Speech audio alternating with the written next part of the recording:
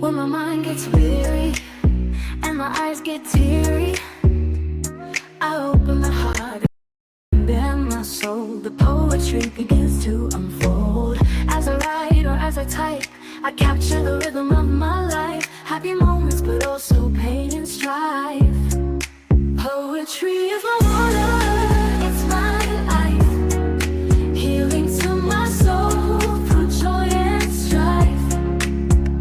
Absolute beauty unfolds, carrying me into stories untold. It's my life, it's my soul. Poetry.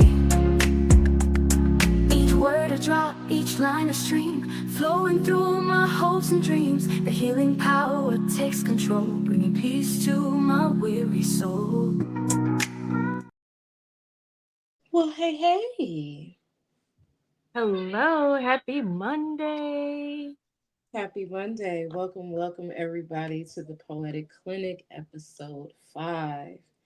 Today, we are going to dive into autism and the ands. I'm your lovely host, Miss Cheesecake, and we have the lovely Granny Wowzers. How you doing today? What up, though? It has definitely been a day of autism, as you can hear Okay. in the background. But Mm-hmm. I'm here for it. Let's get into the ands, because I know we got some stuff to talk about.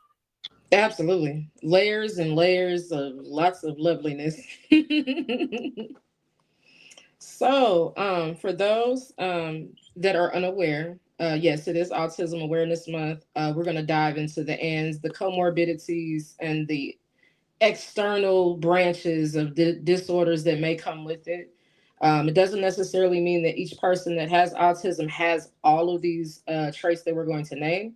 But these are just some from, our personal experiences as well as documentation that's out there. So let's get it. Let's go. So, I was trying to explain some of the ands to somebody else because they're like, oh, but we should rally behind RFK because he wants to cure autism. And I'm like, you can't cure autism because Mm-mm. even if you were to cure supposedly autism, you would still have all the ands that you have to deal with in the person. So the autism is just a small part. Hmm. I mean, how would you explain that to somebody, Miss Cheesecake? First of all, like curing autism, you can't cure it. It is there's no cure for it. And then the external parts. If you're going to cure autism, that means you're going to cure everything, all the disorders. And if you're going to go that far, you would have to go back generations because there are so many people that are undocumented and undiagnosed with autism, Asperger's, all those different parts of the spectrum that we're going to dive into. There's no way you could do that. You got to dive into all the other stuff. So you can't just cut a little piece out and be like, okay, we're Right. done. Like, what? What are we talking about, people? Because it's just mind blowing to me. But the amount of mothers, I haven't really seen too many fathers talking too much about all of this stuff. But the Hmm. mothers are all like, you don't know what my child suffers through. And I'm like, suffer. I'm like, I understand it's a challenge and we got a lot of challenges that come with it, but I wouldn't use the word suffer. Are you suffering? If your child looks happy, I don't think they're suffering. Sunshine is not suffering. He's happy. Having a And good so time. it's just really, yeah, it's really just reaching in and onto their levels. But it's just mind blowing to me that these people are just eating it like something's gonna come and God's gonna fix their child. And I'm just like, boy, where do we start with that? It's just like so much to unpack in their brains and everything.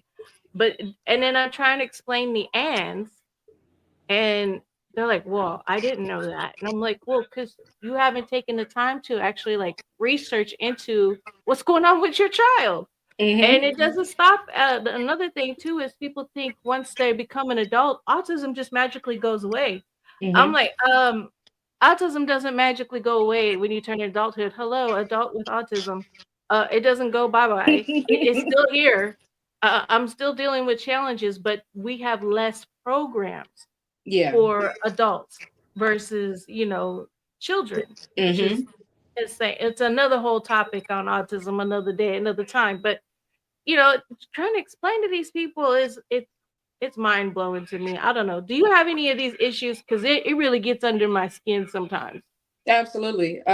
For me, my experience is that most people like look at autism as a situation to where it's just kids pretty much dealing with the worst end of it, quote unquote. The worst end. It's not I mean, yeah, you have your challenges. I'm not gonna sit here and say that they don't exist, but at the same time, it's not a tragedy. It's not the end of the world. It's not a situation to where like it's just horrible. But when I interact with some people, they feel like autism as autism and all the other disorders that are associated with it are separate, and they're not. It's a big spectrum, and there's a lot of different things that fall into the categories of that. And a lot of people don't know, like I said, that they're under that umbrella. I don't know any Right. neurodivergent people. I don't even think that's a word. Non neurodivergent. I really don't. Yeah, it's just something that just, you know, it really challenges you when you're trying to help educate. You know, I'm not trying to tell people how to think or how to believe, Hmm. but you know, another thing I have a problem with too is non-autistic people telling me what I should be doing or shouldn't be doing and how to move with my child. And I'm like, I'm sorry, are you living with autism? Oh no, I Hmm. don't have a child with autism or I don't have any types of autism. Then what are you doing telling me about what I live with? I Hmm. live autism. I live with autism. I'm like, it's just kind of blowing to me. You know, I'm like, I'm not trying to tell you guys how to feel and what to do, but if you're not in the autism lane, like you got no foot in the game, then you have nothing to say to me because what can you say if you don't know anything about it but what you read and what you've been told? You have to really Exactly. learn. You have to know and experience yourself. And even then, we still don't know. Exactly. We It's all still still a learning. work in progress either way, right? Every day. Even with us, being neurodivergent, there are a lot of things that I'm still learning about myself, and I've been neurodivergent 36 years. So every day is something new. I'm learning different names for things, different categories for things. And I'm like, oh, okay, this is something new to me. So I encourage people out there, ladies and gentlemen, listen up. If you yourself are interacting with a person that is neurodivergent, educate yourself seriously on what it is that you're dealing with. It's not a situation to where we're foreign. It's just our minds are wired differently. um, we're logical thinkers as well. We're emotional. We have all the same feelings as you do, but we just process differently. That's all. So educate yourself on neurodivergency, autism, and all the ands, and we can really break it down for you.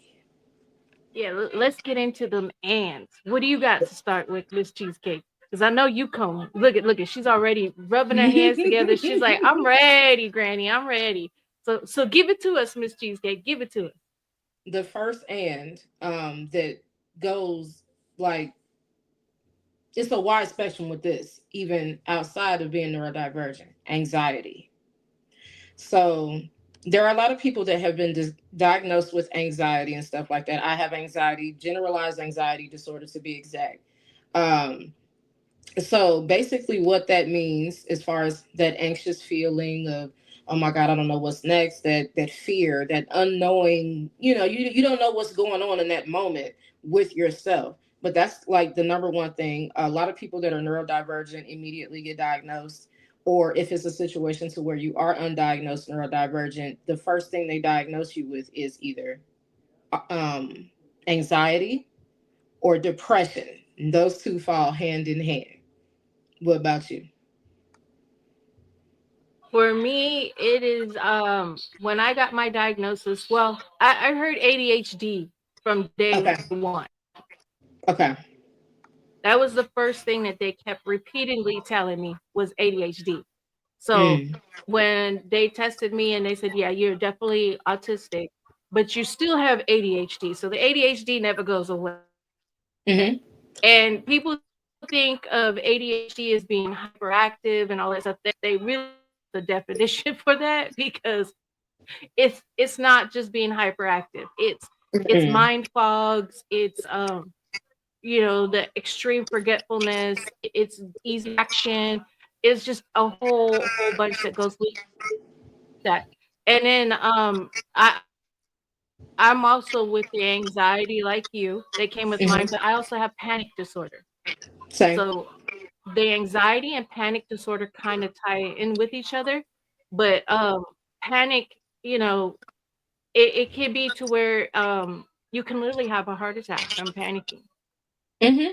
You can give yourself a stroke from panicking because you're racing, your heart is racing and everything, and that's when your body locks up and goes cold. Your muscles and your bones and everything lock up and you go cold because you're it's such a panic disarray that you're hyperventilating.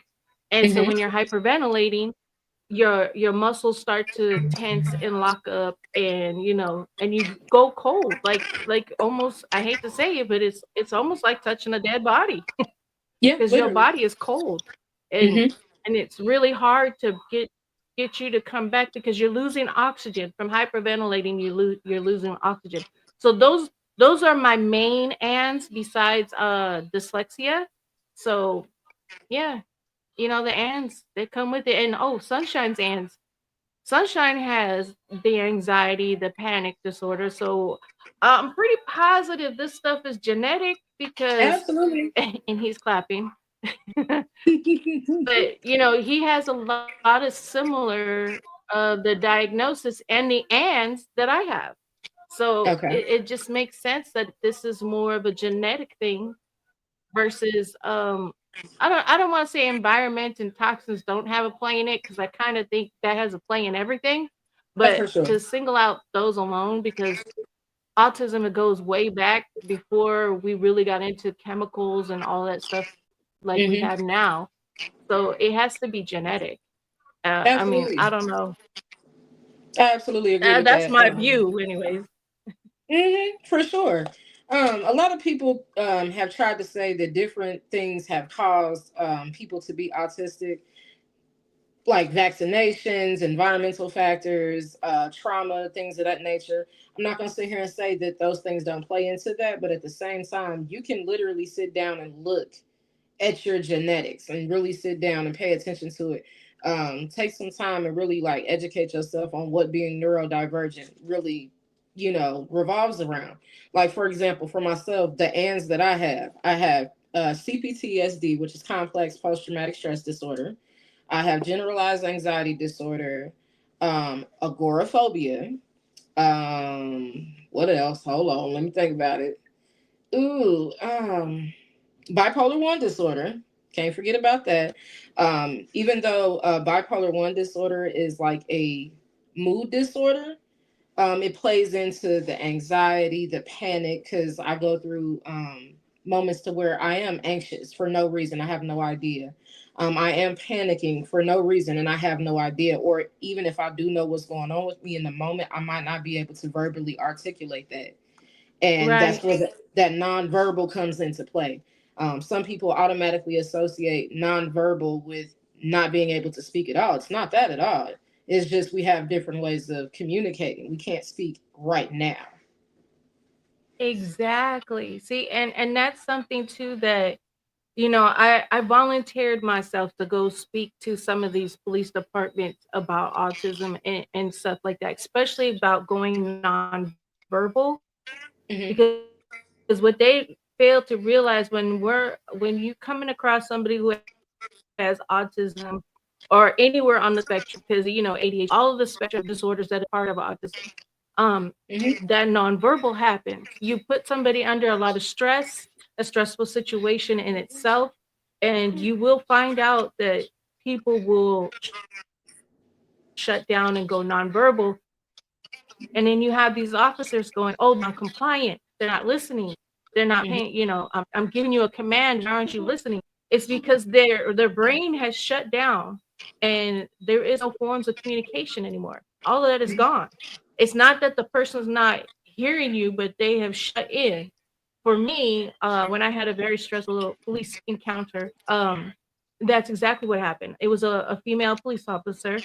She thought I was evading her, and reality was Mm. I couldn't hear her. I couldn't hear the siren, and I couldn't see the lights.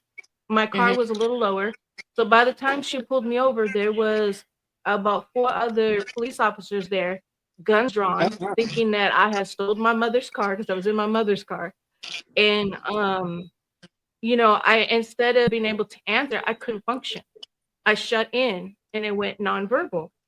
And the lady's screaming at me, and I could hear her screaming at me. I could hear things, but at that time I was such in a it's like a alternate reality. Like I could Mhm. hear it, but I couldn't. I didn't feel like I was in my body able to respond. And I was Yes. literally telling myself within my head as these people are screaming at me and pulling me out of a vehicle, talk. I was telling myself to talk and I couldn't get it. I couldn't get it out. I was really shut in and I was disassociated Mhm. from what was happening. And it took another officer that pulled up on the scene and noticed what was happening. And luckily, some of them Yeah. do recognize and notice those kinds of things. And he told her to calm down and step back, and he came and talked to me. And while he was talking to me, I was able to calm down. And I was on the phone with my mom, so my mom's screaming at them. She's not hearing you. She's incoherent right now because you guys have stressed her out.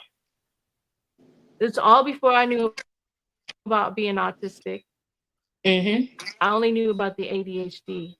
So I didn't know what was going on with myself. I didn't understand what was happening. But in those stressful situations, people go nonverbal. And Mhm. it's not just neurodivergent either. No. Neurotypicals can go nonverbal in a stressful situation. So we really need to stop associating things with one type of situation or a disorder or something like that. Sometimes just stress itself will cause anybody to go Absolutely. nonverbal. But it's all in the ands.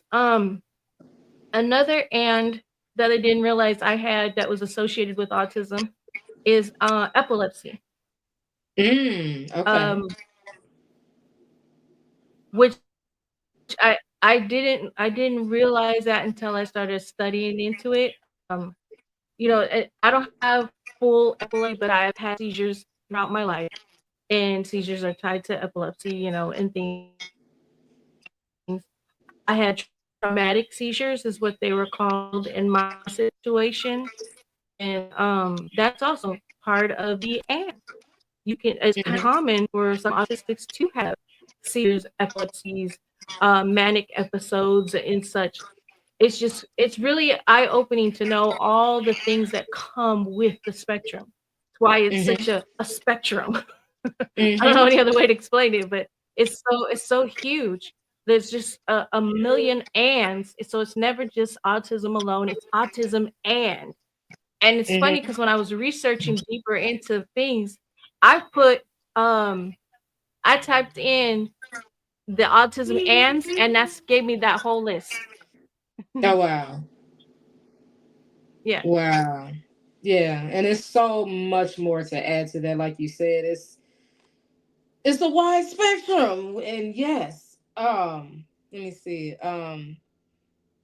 So we discussed the nonverbal, ADHD, definitely ADHD. I didn't get diagnosed with ADHD until I was what 30, 31, something like that. So I didn't even know that I was neurodivergent at all. I just knew that I was different. I know I was diagnosed with anxiety. I was diagnosed with depression when I was like 14. I started going to therapy and stuff like that. My behavior in like preteen, teenage years, was a little off the chain. Of course, trauma was inflicted in there as well. But then once I started going to therapy, it was a situation to where they sat down and said, "No, it's a little deeper than this." I was court ordered to go to therapy for 30 days, and that 30 days turned into 5 years. So within that time, I learned that I had depression, anxiety, um, what else? Depression, anxiety, PTSD. First, I was diagnosed with regular PTSD. Then it was a situation to where what else was it? The PTSD was bipolar one disorder. And then hold on, let me go to my list because there's a lot. Okay, let's see here. Generalized anxiety disorder, social anxiety. Um, Let me see what else. I didn't realize I had OCD at all until I just want to say something that I went through like a self diagnosis with. Um, Never was diagnosed with it by a doctor, but I noticed that there were certain things that I was doing that was repetitive, and it was something that I had to do, or I was not okay. So yeah, it's a lot. Um, Let me see what else. Ooh, sleeping. That's another thing I struggle with. Sleeping. My circadian rhythm is so off. Woo! If I get 5 hours of sleep, I've done well. Sometimes I'll go through different spaces and stages of um, days on end not sleeping. I can stay up for like 2 to 3 days, and it's not because I don't want to go to sleep. It's not because I'm not ready to rest. It's a situation to where my mind is going, and that ties into the bipolar disorder, having a manic episode, as well as the ADHD. So my brain is like a million miles a minute, and I cannot relax. It's a mess. Right. And that's just kind of like some of the stuff that goes on Hmm. with autism. And people just think just autism and that's it. They don't realize all the extras that come with it, the ands and everything. So it's just mind blowing to me. Like before people speak on autism, they should really look into it. And Hmm. if you don't have a leg in the game, just be accepting and aware that it's happening and learn the signs to acknowledge what's going on with somebody maybe versus judging them, but you don't need to put your input, you know. Hmm.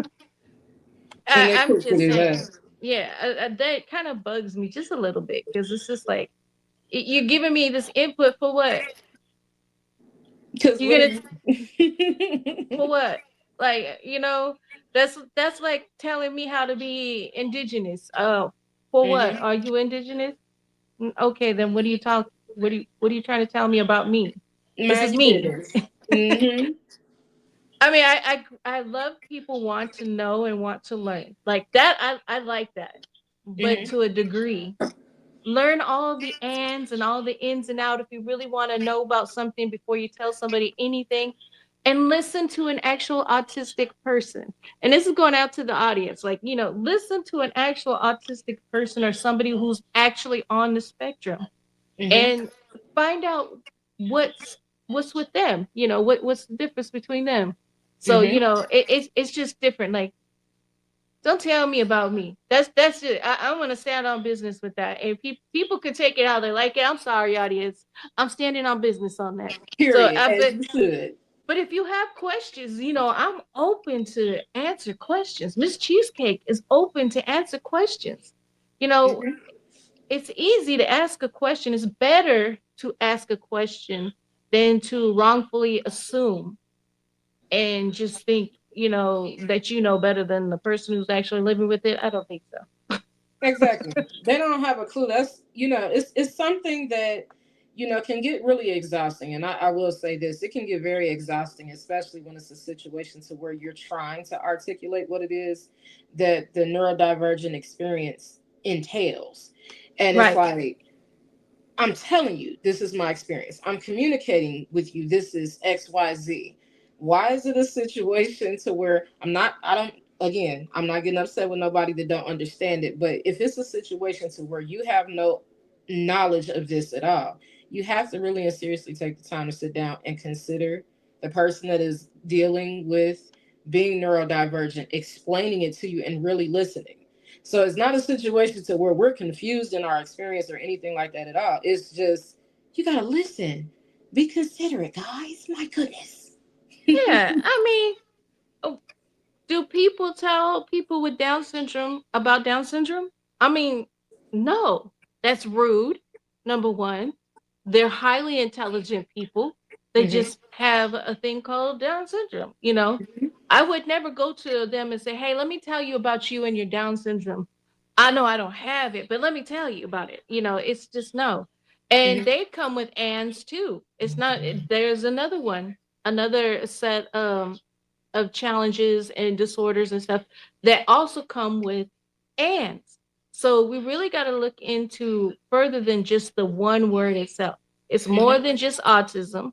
It's more than Down syndrome. We're not going to go into Down syndrome, but I'm using them as an example because people are so more accepting Hmm. of one versus the other when really we have a lot of similarities. And there's a lot of Absolutely. people with autism that also have Down syndrome. So it's just like we're very closely tied.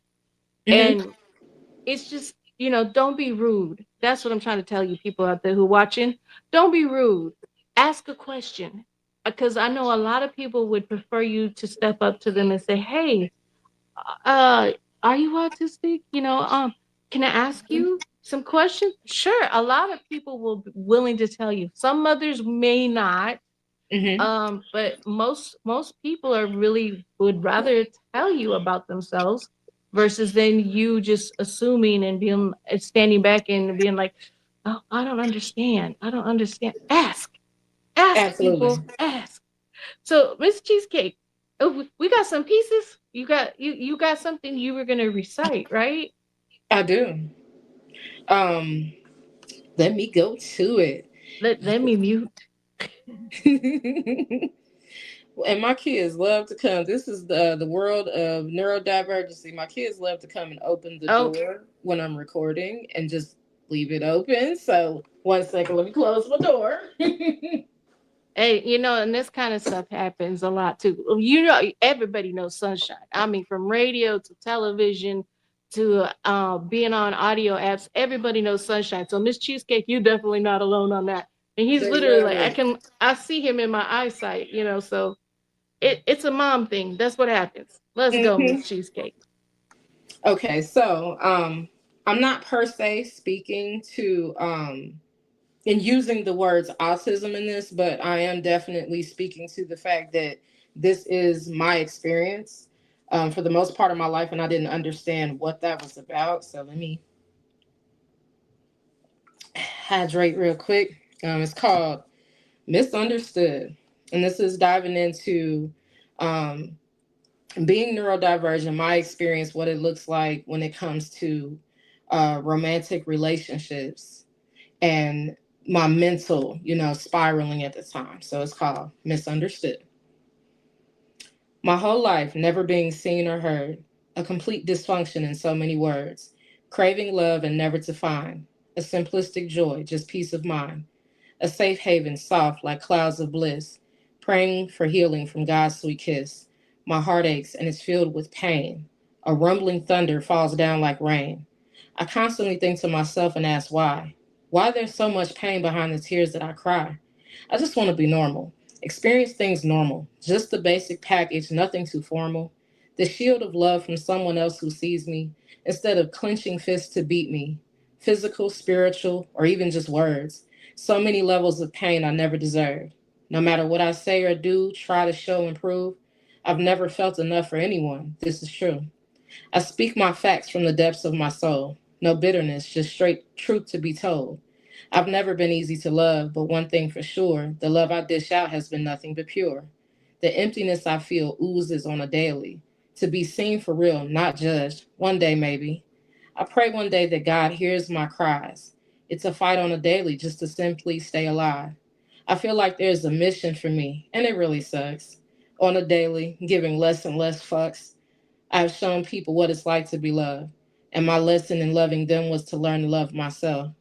I'm the only person that I can ask for help. It's really lonely, but that's all I have left. One day it may serve a greater good, but until then, I'm just misunderstood. And there we go. Yes. Wow, snaps out to that. You know what? The part in there where you're like, I just want to be loved. And Hmm. then you were talking about, not beaten or, harmed, basically, because that's the reality when it comes to people on the spectrum. When Hmm. you have people who don't understand the child or the adult, You Mm-hmm. know, those kinds of things happen because they're frustrated with you and you're frustrated with them, which is causing you to react, you know, and it's just a whole lot of miscommunication, a lot of frustration going on, Mm-hmm. and that tends to happen. Did you write that piece from personal experience? I'm assuming so. Absolutely. Yes. That piece in particular, I wrote a little while back, and I had to go through the archives to find something, and I revamped it today. So, I dealt with abuse in childhood as well as in adulthood. So it was a constant yearn for love. I always wanted to be seen and heard and understood. And I noticed that when it was anytime that I wanted to express myself, communicate, articulate, whatever the situation may be, it was constantly like thrown in my face. There was verbal abuse, physical abuse, emotional abuse, and it was like I'm right here, like I'm trying to explain what's going on here, and it was like going over their head. As a child, I Right.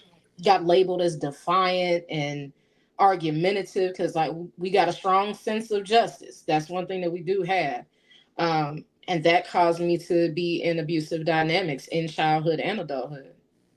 Well, yeah, and that makes perfect sense because stuff that you're used to going through as a child, what do you look for when you're an adult? You look for what's normal for you, what's comfortable, what you're used to. Hmm. And when you get somebody outside that norm coming to you, it's foreign and you're like, I don't know if I should trust you because you're not treating me like what I'm used to being treated like, Hmm. this guy over here, I know he seems mean, a little voiceful, but he's familiar. Yep. I feel like I could trust that one. I don't know, you're too nice. Why are you so nice? Hmm. It's that kind of stuff, your poem was beautiful, by the way. Absolutely beautiful. Thank you, thank you, thank you. Yeah, Yes. snap. Snaps out. Yes. That suspicion that you speak of, like in dynamics even now, like I don't necessarily want to be in a state of mind to where I'm like hyper vigilant, but I can't help but to go there because you have to question things like, why are you being so nice? What is it that you want? Right. What do you want? Like it'll make you dive off into What do the you rabbit want? hole. Yeah, no, I go through that one a lot. Like, what do you want? Right? Hmm. No, no, no. What do you want? Just tell me the truth. And if Just they're like, I don't please. want anything, I just want to be in your presence. It's like, why? What do you want? Like, there's always that question because we're used to being abused. So when like I said, somebody comes nice, it's way different. And then being neurodivergent and on the wide spectrum with all the ands and everything, it makes it even more difficult because Yes.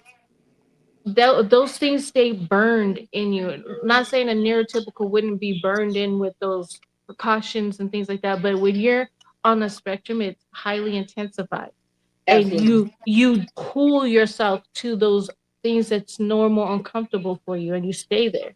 Hmm. So if they beat you because you're stimming or you're vocalizing, vocalizing audience is what sunshine does. So you'll hear a lot of noises. People call them noises, but the technical term is vocalization. And we'll do things like that. I sing for like no reason at all. Me too. And but that's kind of my stem too. Sorry, I pulled my cord down. But that's kind of like my stem.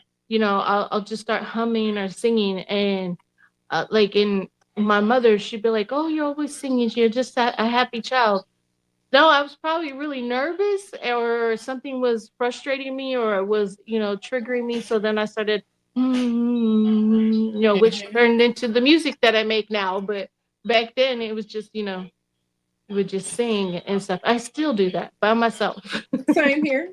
You can't get anytime I hear something. If I hear something that is exciting, whether I'm nervous, whatever the situation may be, I'm absolutely very vocal. I'm either humming, I'm singing, I'm tapping on something, making a beat on something. I'm expressing myself, and I would get punished for that. And I know that Yeah. now, in a lot of, school systems and stuff like that, they're educating the kids these days on what autism looks like, but they don't necessarily give you the entirety of it, because That part. it's the kids, like I remember in school, the kids that were autistic, they were more on the lower end of the spectrum, so that's the association that a lot of the children as well as the parents got. They didn't understand that really and seriously there is no look. There's no Right. look. There's no specific sound. It's an invisible disability, especially if you're on the higher functioning end. And I think Right. that people really need to start paying attention to that, because we too have special needs. We have special requirements that need to be met. And that's a big issue right now. A huge issue is once an autistic person turns 18, a lot of those programs are now gone. Yep. They're non-existent. And like there's, for the more challenged or more severe, however you want to take it, there's day programs and work programs, but there's actually no programs for somebody like me. The only thing they have to offer us is mental health, which is another part of the ANDS. Mm-hmm. Manic depression, suicide. I hate to say it, but that is true. You Mm-hmm. know, um, because everything is manic state. So in the ants, and welcome to Los Angeles, everybody. But Mm-hmm. in the manic states, everything is hyper focusing and in extreme. So it gets very difficult for higher functioning people, because when they do go through the stems and everything else and all the ands, it's overloading into it. It's extreme. I don't know any way to explain it. Sorry, I got a little distracted with the sirens, and that's part of that too. Easy distraction. Oh yeah. And he's happy. So, He's having a good time, and that's all that matters. And yes, you are absolutely correct on that. The distractions. Woo. Yeah, I could be having a full fledged conversation and be like, "Ooh, squirrel." Okay, and it's literally just like seriously, seriously, it's like, whoop, huh? Oh yeah, wait, and I'm sitting there battling in my head to stay focused on where I was going. But it's a difficult challenge, and just because we're high functioning doesn't mean we're able to just jump in and be like everybody else. Now we definitely have our challenges. It is absolutely. definitely challenging, and my biggest challenge is I'm self aware of doing it, but Ooh. I still do it, and that's masking. I'm My masking has been my thing forever. Even though now I'm aware of it, I still have to stop myself Mm-hmm. and tell myself, okay, you're doing it again. Let's refocus, take a minute, breathe, and let it go, and redirect. And for people in the audience to understand, kind of, this is not really a definition, but it'll kind of help you understand a little bit, at least those that are certain ethnicities, they call Mm-hmm. it code switching. Yeah. Code switching, where you all of a sudden now you're prim and proper, and hello, Mm-hmm. how may I help you today, that kind of stuff. Well, masking is similar, right? It's kind of similar. It's kind of like a code switching, but it's not something we do purposely. It's just something that in our brains it just switches and turns off, you know. Absolutely. Yeah. The masking, I think that's one of the hardest challenges, really and seriously, being on the higher end of the functioning. Yeah. Being self-aware that you're doing the things that you're doing and still doing them, and then you catch yourself doing them. Now you're beating yourself up. Now that's triggering the ands. Your Right. anxiety is through the roof. The depression kicks in. There's so many different things that you're going through being self-aware. And it's great to really and seriously talk about that. And I think that it's beautiful that we're bringing awareness as well as everybody else out there that is Right. educating themselves on this, because it's really a serious topic. Like, it gets brushed under the rug a lot, really and seriously, and I've never understood why. um but we have special needs too. We have to literally the way the world is set up, find ourselves fitting into the neurotypical's puzzle. And we were not designed for that. Come on over here. Try to fit in with us a little bit. And we gonna be back and forth. We jumping and diving and doing what we do. But Right. you know, get into it. Learn about autism. A lot of people really, hey sunshine, how you doing? A lot of people don't even realize that their own children um, are undiagnosed autistic. They just look at different things as, The the kids being bad kids, kid. the Oh, bad kid. oh, he's Yeah. just a little hyper. It's not a big deal. Oh, he just doesn't like people. He'll grow out of it one day. Yeah, Hmm. they did all of that. Yep. She's just a little different. Just give her a minute. She'll catch up. Hmm. No. Or for me, it was, why is she not talking as much? Because I wasn't much of a talker as a kid at all, unless I was around people that I was comfortable with. And I was like, she's too quiet. And then I got labeled being sneaky, you're conniving, you're up to something, you're trying to do something, and you're being manipulative, trying to get your way. And I'm just like, no, I'm not. But okay.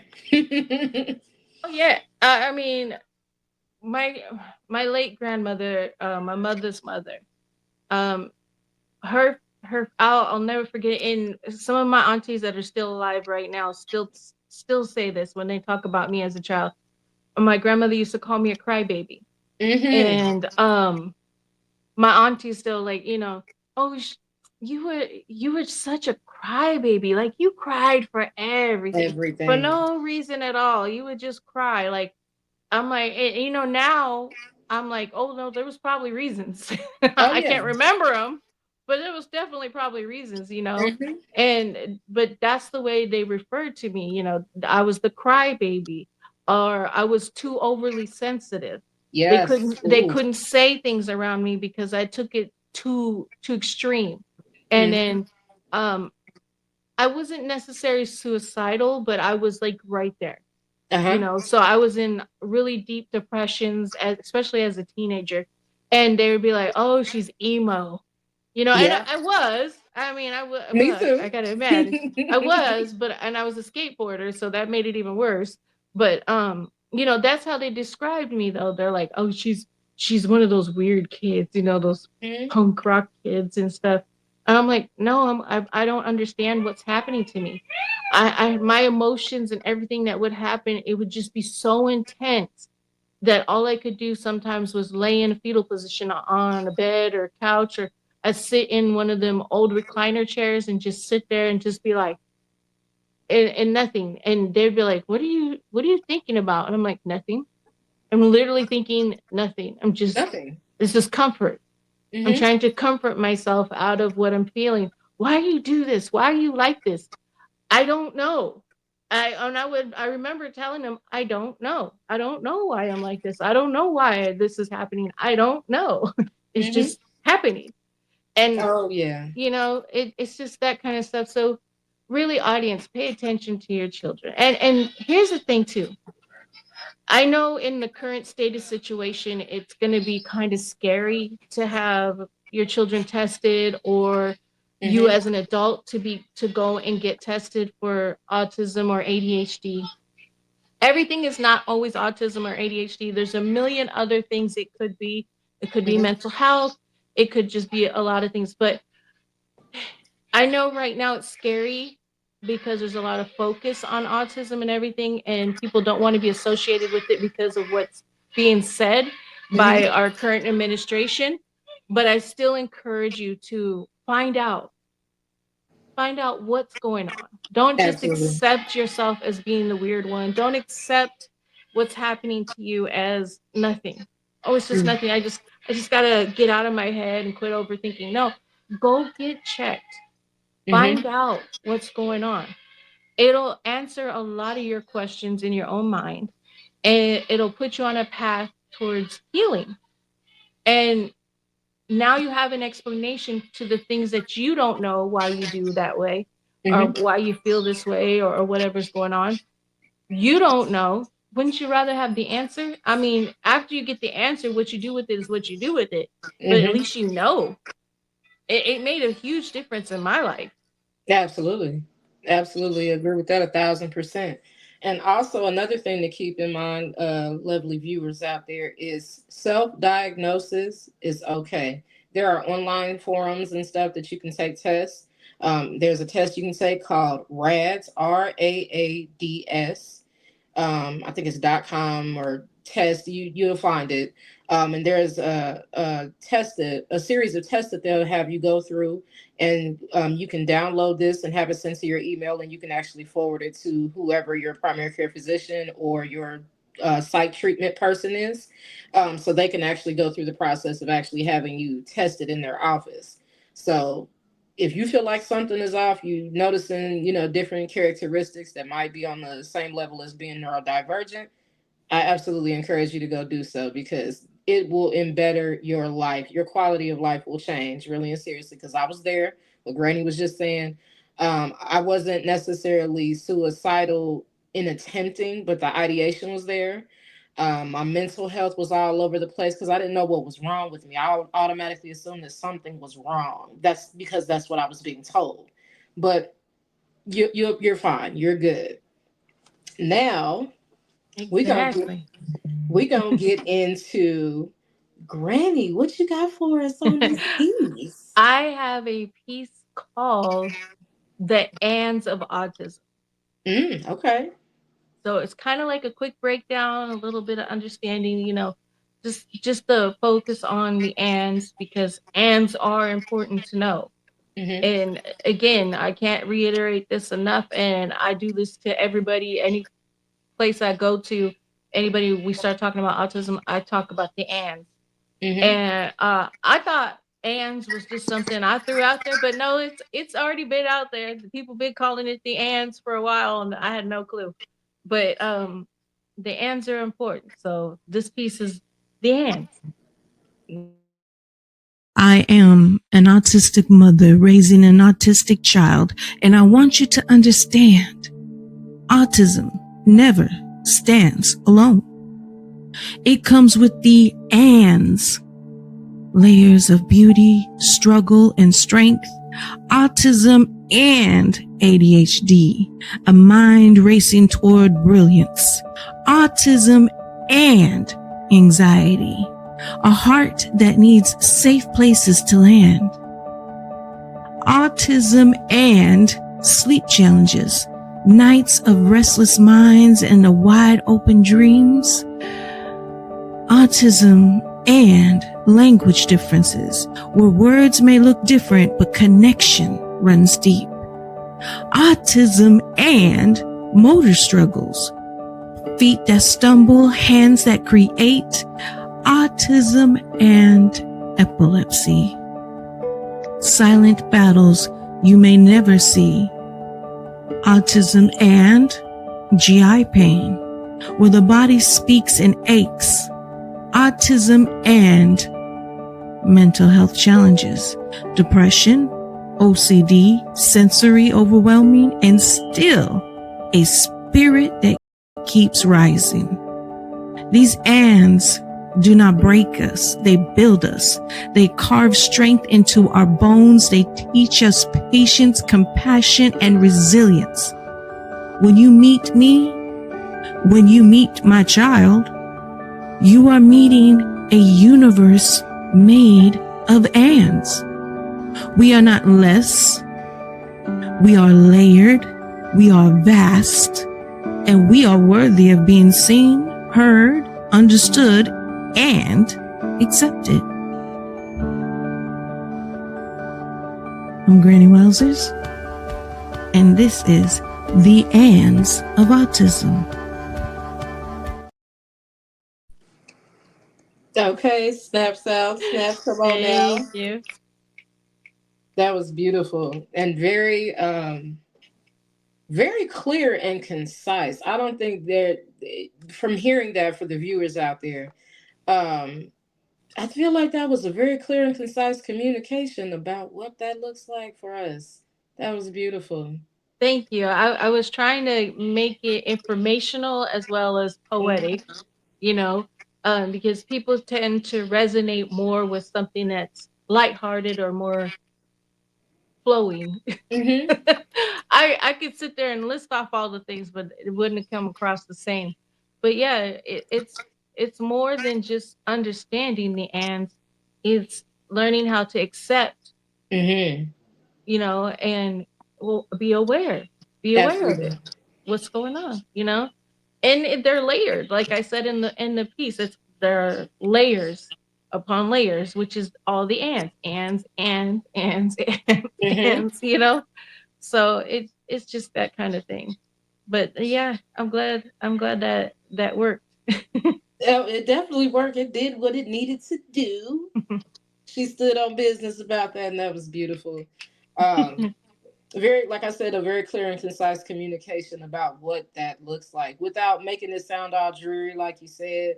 Because like usually when it's a situation to where this topic comes up about autism, I noticed that a lot of people speak negatively about it, and it's more so about the flawed end of things instead of like really focusing on the Yeah. pros.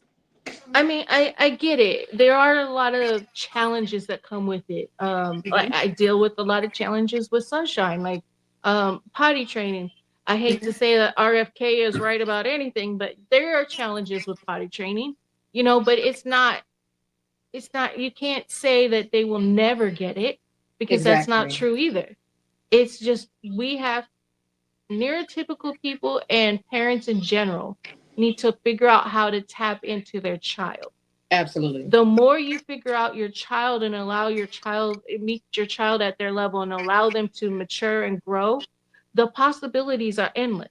That I can't stress that enough. Like you can't there's no limits to autism. Just because your child may be more severe, they can't feed themselves, they have to wear a diaper, which most of that is what I deal with Sunshine. Hmm. He wears a diaper. Foods are definitely challenging, not only for texture, but he won't anything liquid is a no. He will not use a utensil. So it's like I get it. I get the challenges.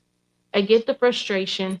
But once I learned how to tap into my son at his level, it made a huge difference in his Hmm. progress. Now, I haven't won the potty training battle yet, and yes, he's 10 years old, still wearing a diaper. That's all right. However, it's a continuous motion, a repetitive thing that's happening. So now he understands that's where I'm supposed to go. He just needs to learn how to know when it's time to go and how to hold it to go there Hmm. only. He's made attempts. There's many times where he was sitting at the kitchen table where he loves to be at. That's his space, kitchen table in his room. But the kitchen table, he was sitting there and he got up, he looked at me and he ran towards the bathroom, but it was too late. Uh, But that attempt, he's never even attempted that before. So, that's it's beautiful.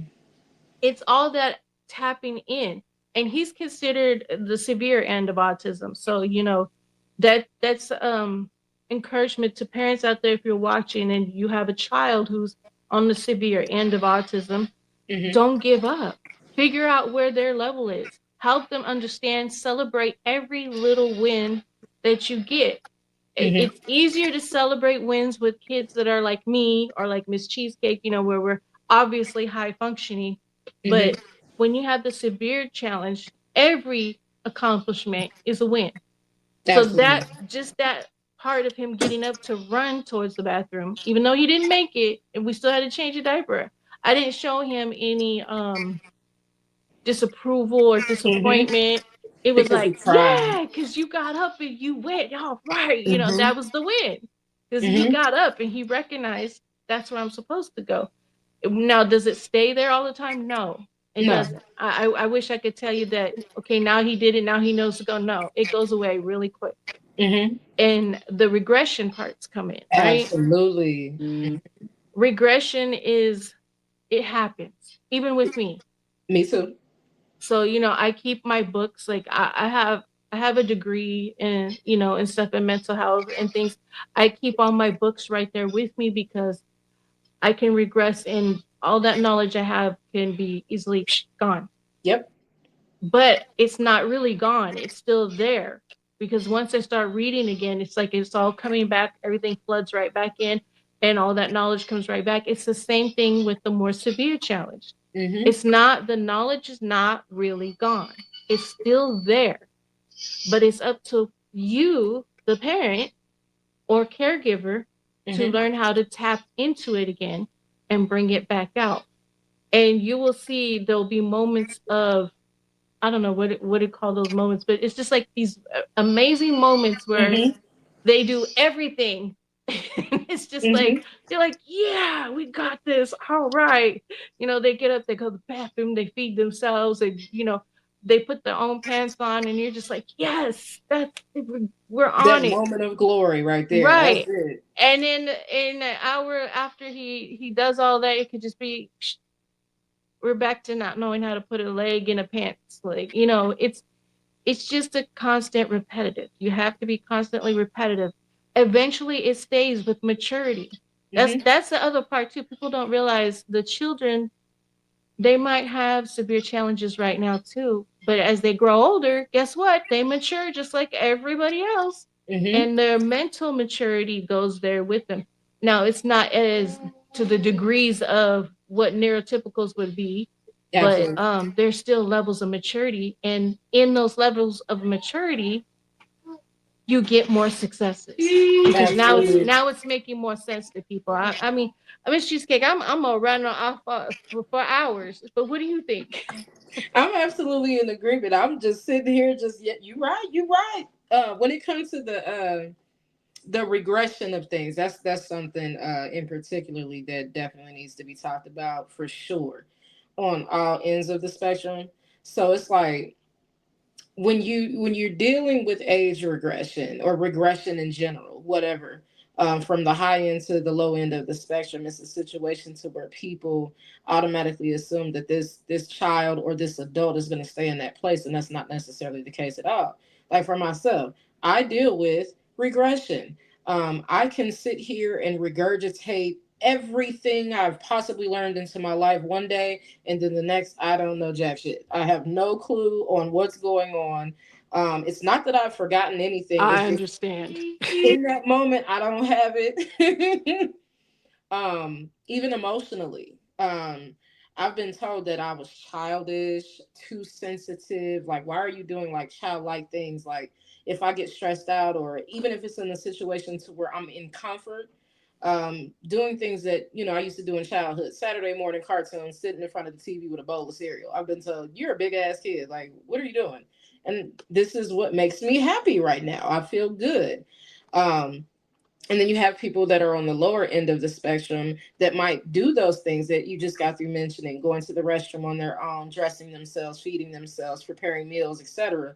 And then all of a sudden they're incapable of doing those things. So it's best to definitely celebrate those wins. Those accomplishments are everything, and keep sharing them on, keep encouraging your child, and or even if you have an adult who is on the severe end of the spectrum, keep continuously reward them with praise, because that's really and seriously needed.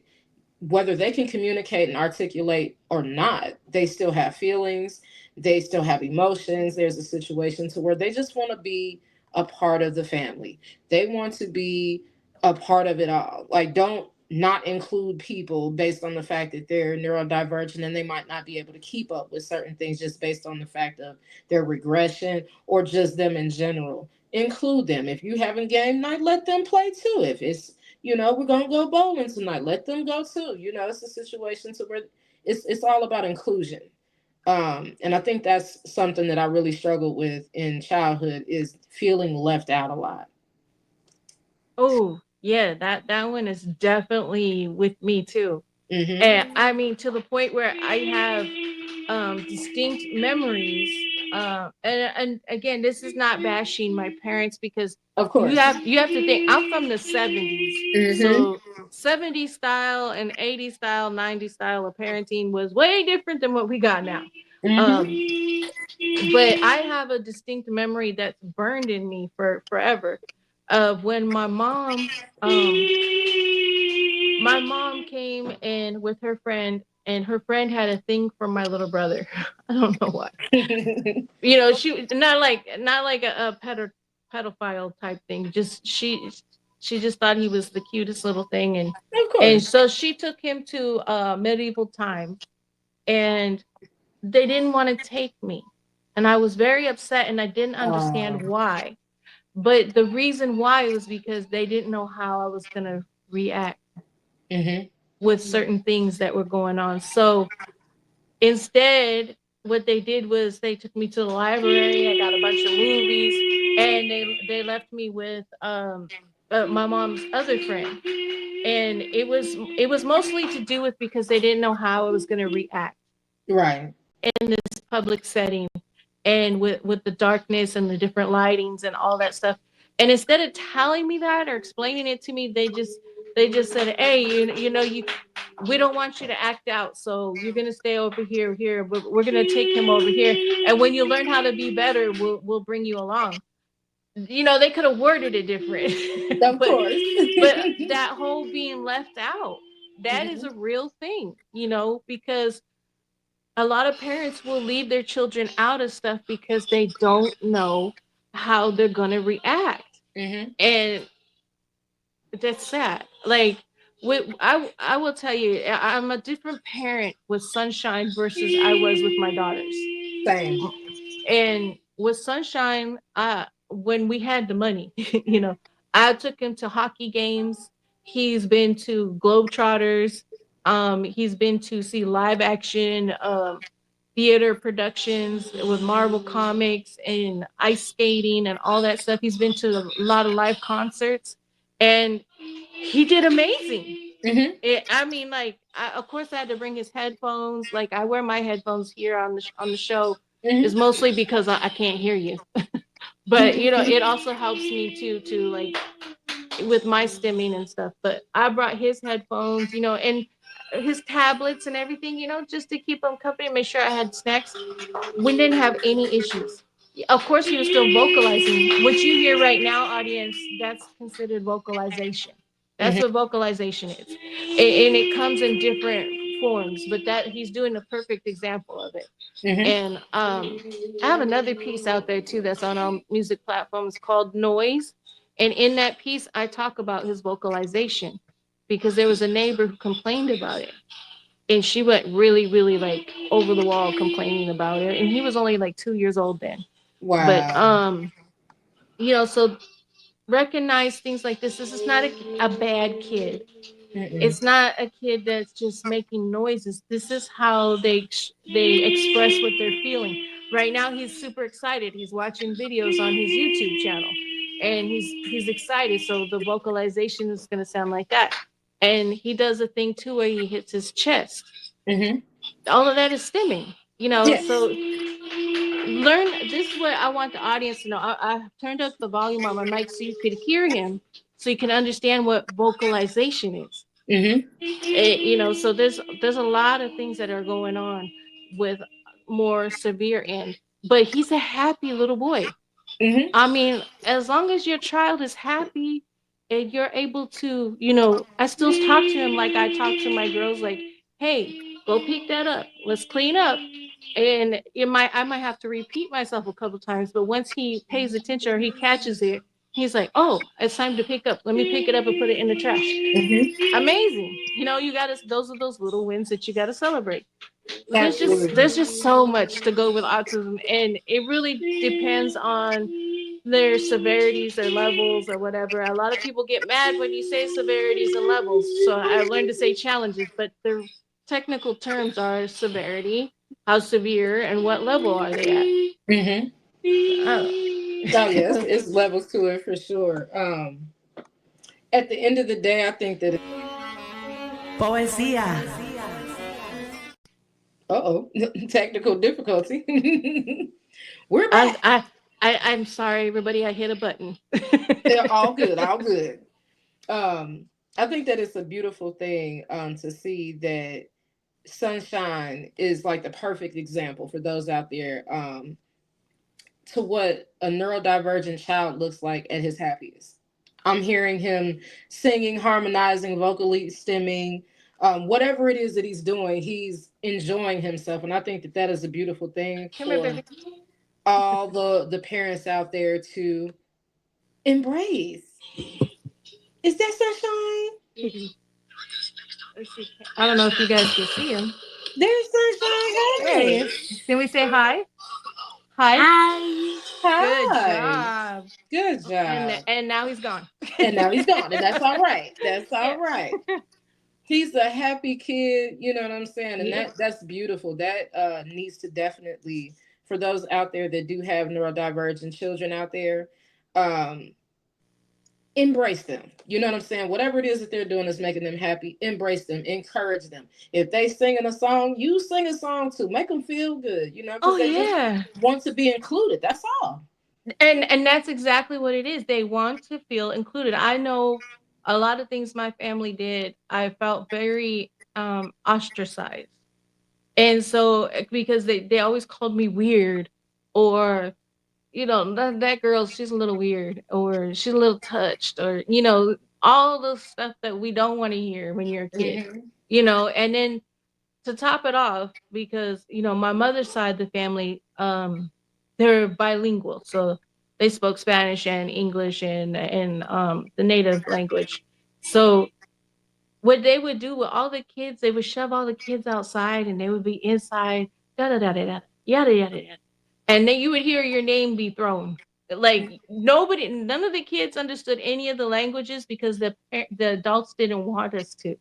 They didn't want Mm. us to know that they were talking about us. So, but we started to pick up on some of the language. Like I know bits and pieces of Spanish. I know bits and pieces of Umari. So it's just like they tried, but when you hear it enough, you learn what certain words are and what Hmm. that means. And so like they would be in the if they're doing I want I still want to call it Spanglish, but it wasn't English, and it was Spanish and Umari, so it was like a different mixture altogether. But Hmm. all of us, I'll tell you, we were all like, "Oh, there goes your name. Oh, there goes your name." And they're like, "Oh, but they're always talking about you." And they would point at me like, kind of like, Hmm. dang, nabbit. And I'd be like, what are they saying about me now? They're like, well, because you're weird. You're the one Oh, that's weird, wow.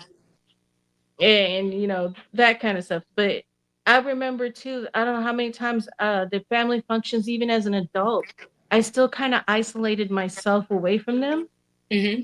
because I was used to it, because they did it so much to me when I was a child that it became a part of the routine. When we would have family reunions, any family gatherings, I would go and be cordial and say hi to everybody and talk for a minute, and then you would find me sitting by myself, whole party of people just having a great time interacting, and Granny's over there sitting by herself.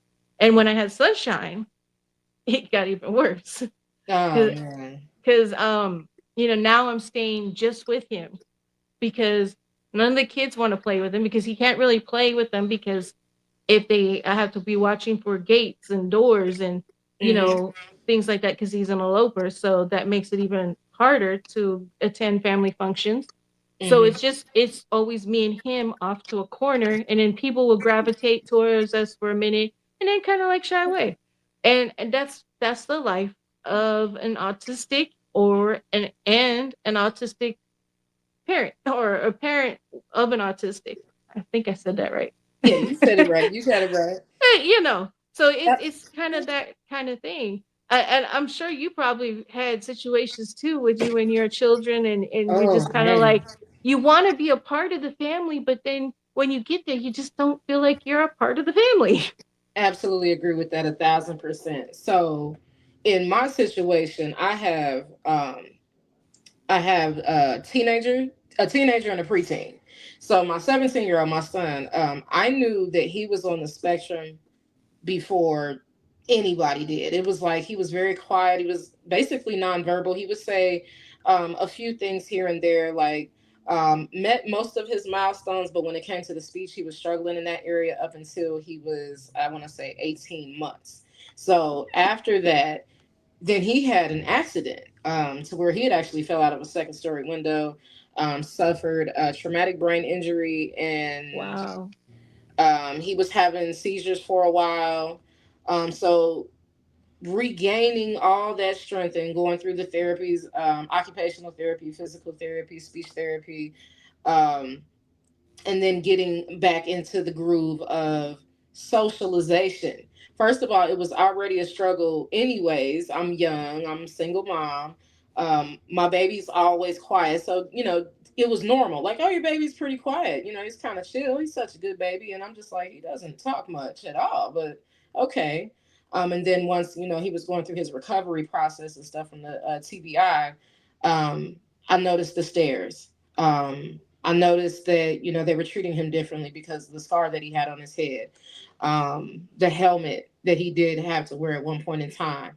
And then fast forward, he grew out of all of, the physicalities of things. And he's just, it seems like he's just a regular atypical kid. But I noticed that during family dynamics or, just group gatherings and stuff out and about, I noticed that he didn't really feel like he was a part of anything because nobody really like picked and chose him. Hey, you want to come and play with me, or do you want to do this, that, and the third? And then I didn't want to be the one to push and force them to play with my child. So then I just stopped going to events altogether. And then with my daughter, it's the opposition. She is a social butterfly, but then again, she's not. I didn't get a formal diagnosis for her until she was about 7. She has ADHD as well as oppositional defiant disorder. And for those that do not know, wow, that's a new one on me. Ooh, yeah. Tell me about that. Oppositional defiant disorder. I'm gonna give you the Google term, but I'm gonna give you my term of what oppositional defiant disorder is. So here we go. Google says that oppositional defiant disorder is a behavioral condition characterized by a pattern of angry, irritable mood, argumentative, defiant behavior, and vindictiveness, primarily towards authority figures. These behaviors, which typically start in childhood, can significantly impact a child's relationships and key functioning. So for me, what oppositional defiant disorder looks like is you could give her an order to do something. Okay, I need you to clean your room. She heard you. It's not a situation to where she didn't hear what you said. She acknowledges that she heard you. But is she going to do it? No. So you find yourself in repetitive patterns. Don't do this. When you start, putting boundaries and rules into play, it's a situation to where she automatically goes against them. And then it started to transition into school. I thought it was just a situation to where she's being a kid. She's under 5. Kids will be kids. But it started to increase at school. She was being defiant with the teachers, not following rules, being argumentative, very strong sense of justice. And I thought it was a situation to where she's just being an asshole. And then I'm like, something's going on here. Oh, see, I wonder if that's my middle daughter's situation, because that was her to a T. Mm-hmm. I mean, like, I could tell her whatever I want, and she did the complete. Even now, as an adult, she's almost 30 years old, mm-hmm. and she's still. I'll be like, I don't want to say her name because then she'll really get mad. But I'll tell her something, and then she does the complete opposite. Mm-hmm. And then I'll be like, "What did I tell you? What would happen?" And she's like, "Yeah, but I heard you, but I don't want to hear you." And I was like, "Oh, okay. Well, I'm sorry, Miss Adult." Because people, audience, parenting never stops happening. Mm-hmm. We really got to learn how to step into our children's world as much as we want them to learn about us to step into our world. It's just that kind of thing. But that's a new word for me, so I'm gonna have her check that out. Absolutely. There's something else that I'm going to add to that. The producer behind the scenes is asking, can they play Step Into My World? Because it ties right into what you just said. Hey, now let's go. Let's go for it.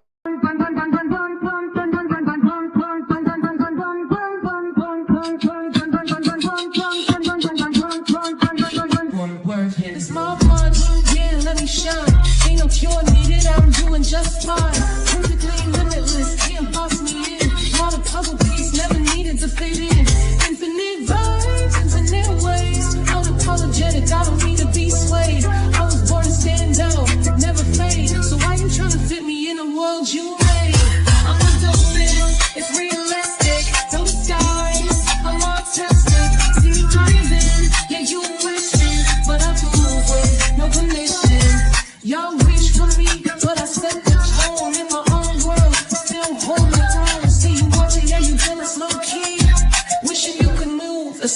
me. I ain't gotta stay, I make my space. Rewrite the rules, I own my pace. See the world in a whole new light. Different don't mean wrong, it just mean right.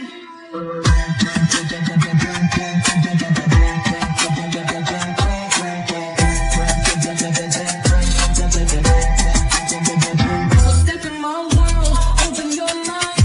Limitless vision, one of a kind. Ain't no shame, just let me be. Unapologetically artistic, fully me. Hear me.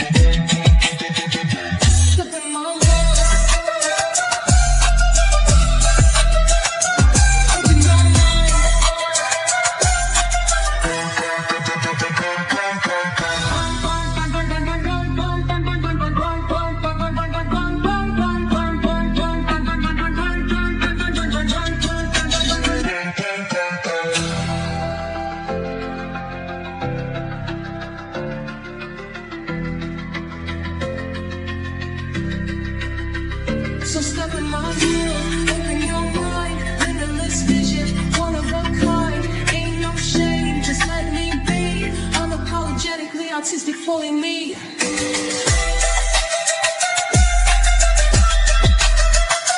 Fully me.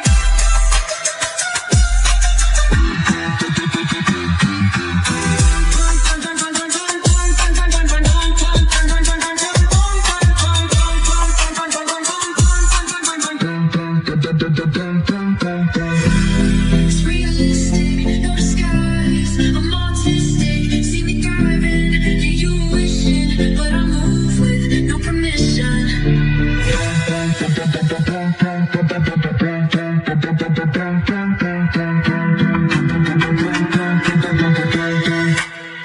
So step in my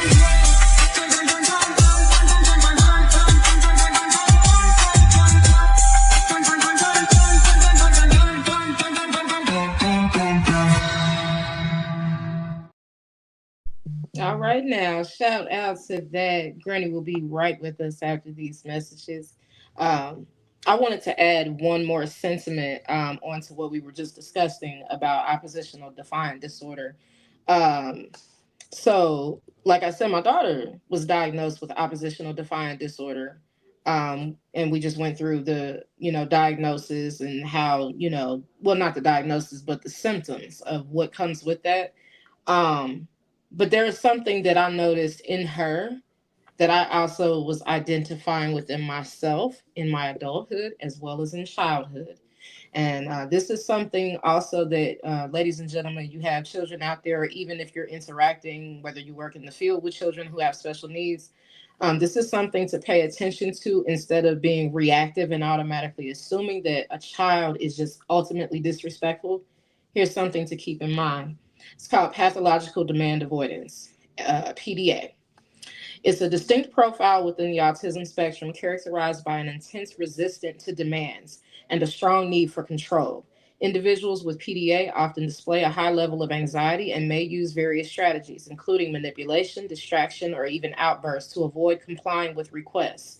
So, that is where I started to notice the connection. I'm like, okay, I was never diagnosed with any of these disorders. I have no idea if I, have oppositional defiant disorder or not, but I definitely have this here.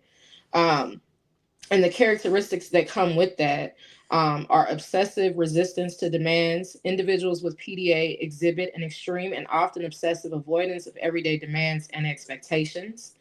Anxiety and need for control. PDA is often associated with high levels of anxiety and an intense need for control over environments and their own actions. The use of avoidance strategies.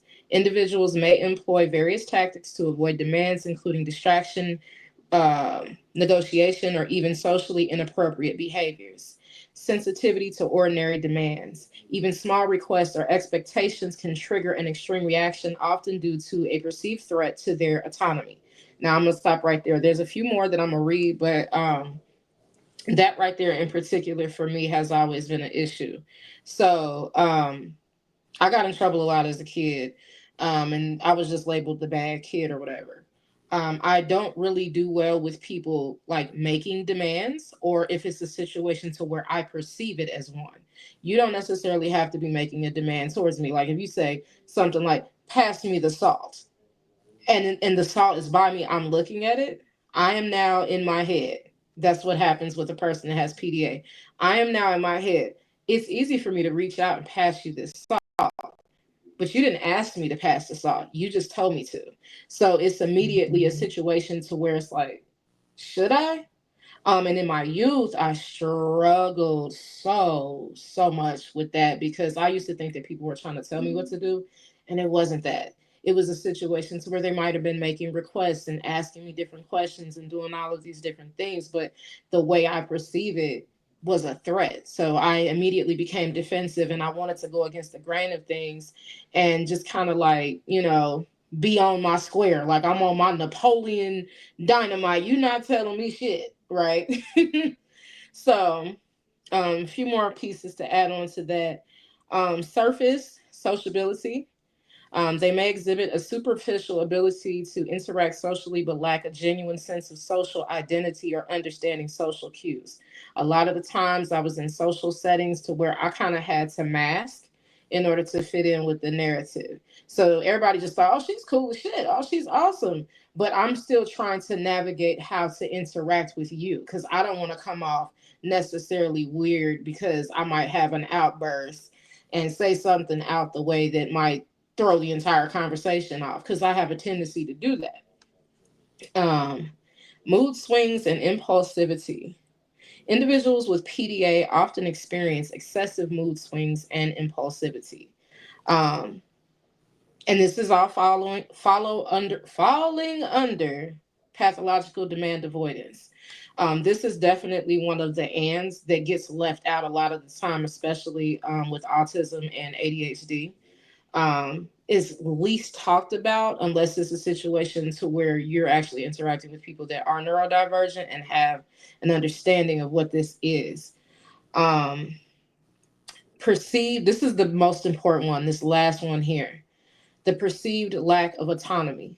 Demands are often perceived as a threat to their autonomy and control, leading to a strong desire to avoid compliance. So, PDA is not a formal diagnosis. While PDA is recognized profile within the autism spectrum, it's not a formal diagnosis from the DSM-5. Um, and the ways to like really and seriously support people that have this in particular, um, flexibility and adaptability. Providing a flexible and adaptable approach that is in sync with the individual's anxiety levels is crucial. Got to do that. Reducing perceived demands. Instead of stating things that, hey, I want you to do X, Y, Z, you could come to them and say, hey, do you mind if XYZ? Is it possible that you can do, it's more so like really and seriously kind of tapping into like kindness, really and seriously, and being respectful, giving that person an option in a matter, so where they can be able to choose, so where it doesn't come off necessarily as a situation to where they're under control. Let me see. One sec. Do, do, do, do, do, do, do, do. And some more. We got reducing. Oh yeah, I just read that. Reducing and then creating safe spaces. Providing safe spaces where the individual can de-stress and manage their anxiety is essential. You have to be a safe space. You have to be able to you know what I'm saying, put them in a position to be able to relax, to talk about things if they need to, and if they don't necessarily want to talk about anything in that time, don't put that demand on them. But just let them know that you're available and ready whenever it is a situation to where there is a discussion that needs to be had. Um, Understanding and patience. Understanding the underlying anxiety and need for control is key to effectively support individuals with PDA. The professional guidance. Seeking guidance from professionals experienced in PDA can provide valuable insights and strategies for supporting individuals. Um, Absolutely encourage. Great information. Thank you, thank you, thank you. Yes, that is something I feel like is least talked about. Probably because it's not really brought up a lot. Um, it's under the spectrum, y'all. We under the spectrum, the umbrella. There is just so much. Like when we people have asked too, why do they call it a spectrum? It's because of all the things you were just talking about. Because I was listening, and you know, audience, I had to step away for a second to help Sunshine, but um, I'm still listening, and basically everything that you were describing that falls all under this huge umbrella called the spectrum. You Hmm. know, the spectrum is not just for autism too. That's something else too, because people hear spectrum and they're like, oh, autism. It's not just about autism. There's a spectrum of mental health disorders that have nothing to do with autism. You know, you could have all these mental health disorders and challenges, and there's such an array of spectrum under that, and it Hmm. has nothing to do with autism. And then there's some that do. So it's just really taking the time to understand. And if you have a child, grandchild, you find out that you're on the spectrum, wherever you may land, whether it is actually autism or ADHD or any of the other disorders that fall under the spectrum of autism, um, study up on it. Like Absolutely. Miss, I learned so much from Miss Cheesecake. Like she gets so much information, like disorders that she was just talking about her daughter. I had no clue about that, and I studied psychology. I'm like, I had no clue about that. I've never heard of that before. It's not in my books, you know, so it has to be something that's specialized that luckily your facilities where you took your daughter, they were able to figure that out. That is a new word to me, brand Oh new, yeah, completely. So, you know, and there's many more. You know, so much more. just because you get a degree or you have an education doesn't mean you know everything. There's Hmm. a everything every year, every few months things change, Absolutely. and so there's new things coming in that we didn't know back then. Like autism wasn't widely known in the 70s and the 80s. Mm-mm. But now everybody has heard of it. At least they might not know about it or understand about it, but they've at least heard about it, which is way different in the 70s. I heard the term autism maybe a few times here and there. No clue what it meant, no clue what it was, no clue that it meant me. You know, and it's just what's like that. Hmm. Absolutely. Really and seriously, how I actually came across understanding what oppositional defiant disorder was, believe it or not, on Tickety Talk, the clock app. Um, and That's then see that I'm sorry. It's like I've heard you say that a few times, and I'm just like, it's mind blowing to me that there's all this free education out there, and people still have an issue of finding information. I don't know. Go I ahead, Miss don't get it. Cheesecake. I don't get it. Yeah, I was just, I went down a rabbit hole of neurodivergency. I love, learning new things. Information is my thing. That's it. And I started to hear about it, and my daughter was, relatively young at the time, so I'm just like, this sounds like my kid. So I'm like, okay, let me take some notes. I saved some videos and stuff like that. And then I just kind of started to assess her. I'm making notes, on a daily, kind of making like a little like log of different behavioral issues that I'm seeing come up. And then I actually presented it not only at the school, but then they started to refer counseling service because they were like, I don't know what's going on with her. She was doing good academically, then the grades started to drop, and then she became argumentative. So I'm just like, what am I to do? And then I found that information, presented it to them, and they were like, you know what? We're going to go ahead and set up a meeting. And we're going to go ahead and sit down and have a discussion and do some testing to see if she falls in this category. And lo and behold, she did. ADHD, inattentive. I have the same kind, as well as oppositional defiant disorder. So, yeah, got down with the get down on that. And Yeah, I was like, great. wow, I just learned Great something new. information. Yeah, no, great. And you know what? I'm looking in my notes right here too, and there it is. Oppositional defiant disorder. And I'm like, you're talking about all this stuff, and I'm like, wow, I never heard of that word. It's in my notes. I just didn't look down for enough. But yeah, and you know, there's a big one that I go through too with Sunshine and myself is sleep disorders. Yes. So like for Sunshine is crazy. Okay. And I don't mean like crazy in a crazy, you know what I mean? Like just in a fun crazy, like this boy is, it takes me someplace. He can sleep for 20 minutes, an hour or two, wake up and be completely fully energized Yep. and be ready for the day. I cannot. But then there's nights where I can't sleep at all. Yep. And too many words and too many things going in my head and all the overthinking and everything just like rattling and rattling, and I cannot sleep. But I can still function through the day. I'll be yawning, you'll see me, oh, you know. But I'm still able to function. All of those are like sleep disorders and challenges too. So that's another one of the ands. Is Mm-hmm. sleep patterns. Pay attention to the sleep patterns. Sometimes that'll tell you something too. And if you're one of those people that's like Sunshine, because his dad is like him, where they could sleep for like 20 minutes and to an hour and be ready to go for another whole day. No problems at all. No Mm-hmm. issues. No needing to take a nap. Just done. Let's go. I cannot Mm-hmm. do that. Oh yeah. And see, with my ends, it's a balance, imbalance, if you will. There are like I absolutely um cannot sleep at all. Uh-huh. And then there are times to where I am sleeping entirely too much. If I'm going through Yeah. the ADHD, Yeah. going through the ADHD thing, and it's a situation to where my mind is racing. I have to sit there and question, is it my ADHD or am I having a manic episode with the bipolar? Right. So now Right. we're ping ponging. It's just like, okay, we're up right now. I feel wonderful. And then I'm extremely tired. I don't want to be bothered by anyone at all. And then all of a sudden, it's like on those nights in particular when I don't get enough sleep, the very next day I have something important to do.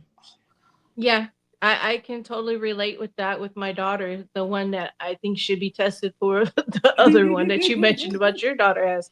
Um, when she was staying with me, um, it was like that. She would go, she couldn't get up and function, and it was depression, but it was more than just depression.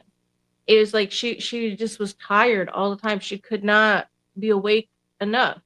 Like she would be awake and then she had to take a nap. It was Hmm. constant napping throughout the day, Hmm. and then trying to get her to clean was Ooh. another challenge. Like I'm a very, I gotta have things done a certain way. That's my OCD. So the OCD is another part of autism too, people. And my OCD is I have to have everything certain places, certain ways. I'm not spotless, but I kind of have a thing about keeping things clean. And my daughter is the complete opposite.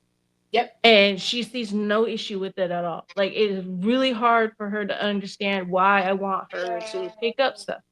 And now I'm explaining that all four of my daughters, because I have five children, but all four of my daughters have ADHD. Hmm. Um, two or I speculate that they might also be on the autism spectrum, like actually autistic and be on ADHD, Okay. but it's not. But they haven't been tested, and but the ADHD, it's kind of all the same. All four of my girls cannot. I'm not going to say they can't keep a clean house, but it's not a priority to Oh them. They yeah. don't see an issue. And then on the days now tell me if you do this because I watch them on the days that it does hit and they want to clean. It's like overload every nook and cranny detail like Yep. crazy. And I'm like, are you guys high? I'm being real. I'm keeping it a fuck, like and they're like my daughter that I had the most challenges with. She looked at me. She was like, "No, I haven't had anything. I'm not nothing. Just me. I'm just feel like cleaning today." And I'm like, "Well, can we have more of those days?" 'Cause, man, but it is crazy. Is that part of what you go through too?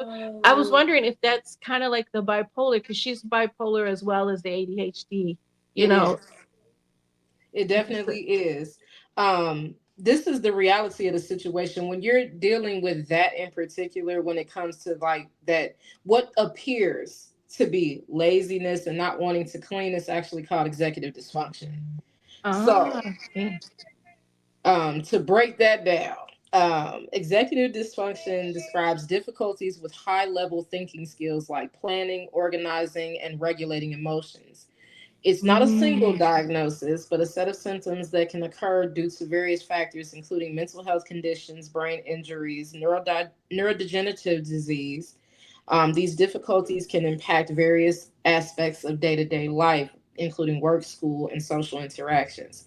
So, for example, because I'm not going to go through all the reading of everything, because we'll be here for hours. For example, I got a project to do on Thursday. If Monday through Wednesday, I'm not feeling up to doing the project, not because I don't want to, it's just I'm mentally trying to prepare myself to actually put forth the effort to do the project. Dog, get up, go. Sorry, my dog and my kid.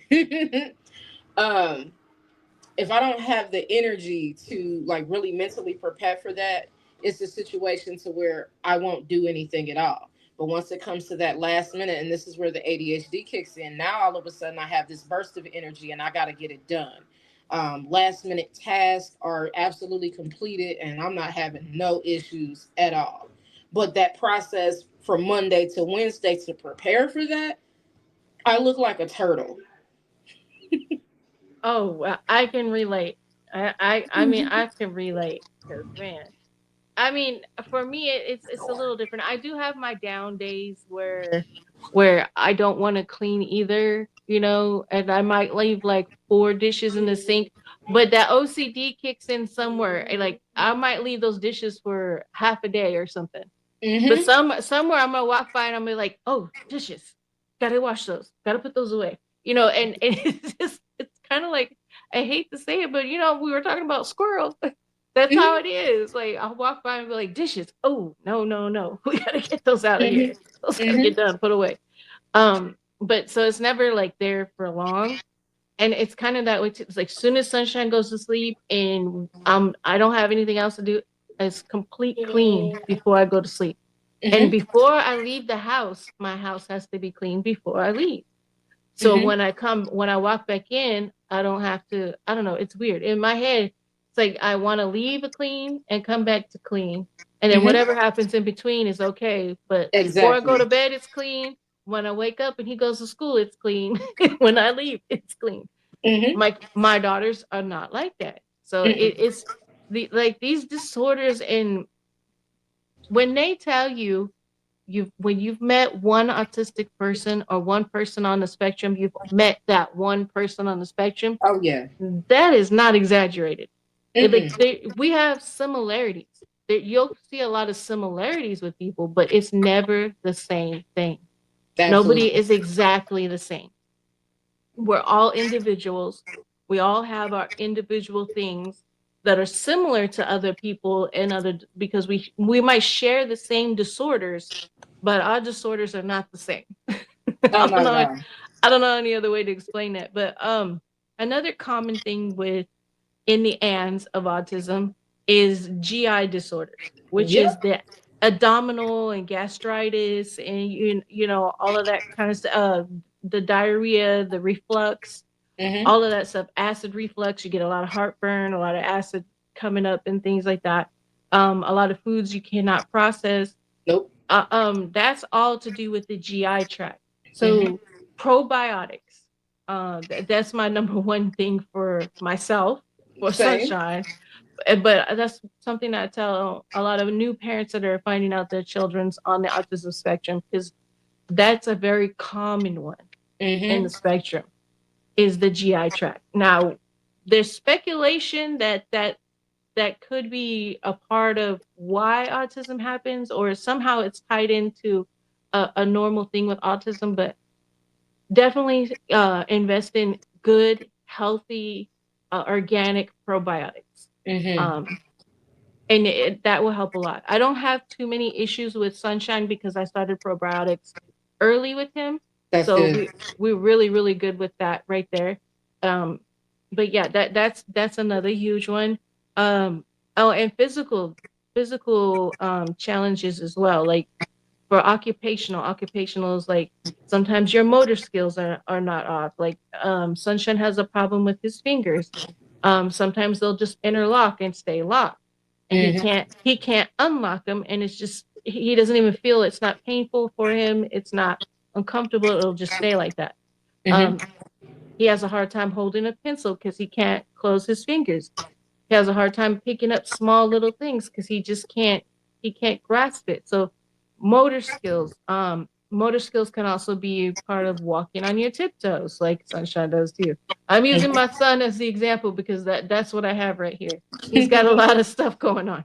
Um, he walks on his tiptoes so much his arch is the highest point that you're allowed to have before surgery. Mm. And he wears really thick lifts that go inside his shoes to help sit here on the Balancing. back, yeah, to help him balance a little bit because his balance is way off. He falls over if he doesn't have them. If he when he's walking and running in the house, he doesn't like to wear his shoes, so he's very clumsy, very off balance, and stuff happens. But that's common too. So Yes. that there's just so many ands that go with this. Um, I'm trying to look at my whole list. The metabolic disorders. You Mm-hmm. know, there's just a whole bunch genetic syndromes. That's where we were talking about Down syndrome earlier. Mm-hmm. Fragile X. I can never say that right. Me Fragile neither. X, and that's another syndrome. Tuberous scoliosis. Um, Sunshine was supposed to have been born with spina bifida. Instead, he came out with scoliosis and arthritis of the spine. Okay. So, there's a lot of different things that come with autism. So it's never just autism. And again, I'm going to go back to, and I know Miss Cheesecake knows this. So I'm telling you guys out there, um, we're going to go back to the fact that if there is a cure for autism, and I highly doubt they will ever be able to cure autism. That's the honest truth. I highly doubt it. But if they do, you still have all the ands. Yep.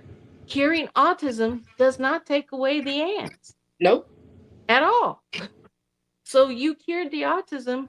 That doesn't mean your child or your person, the adult or yourself, are gonna be all of a sudden neurotypical. No, you still have all these ands that Miss Cheesecake was telling you about that I've listed here, and you can do a simple Google search and it'll give you all of the list of things that are associated with autism, Absolutely. and those will still be there.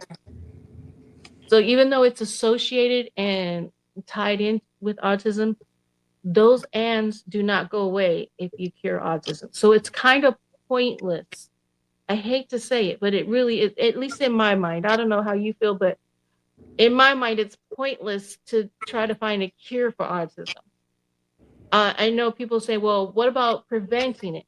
Um, Prevention is going to be another hard one to do because I believe it's genetic. So that Absolutely. means it's passed through your parents and things like that. And so you would have to really go in there and change the whole your whole gene method, your genome. Mm-hmm. And I'm like, it just wouldn't. It would be a lot more work than it is to just accept people for what they are. Mm-hmm. Maybe instead of testing children and trying to find a cure on a child, maybe test the parents.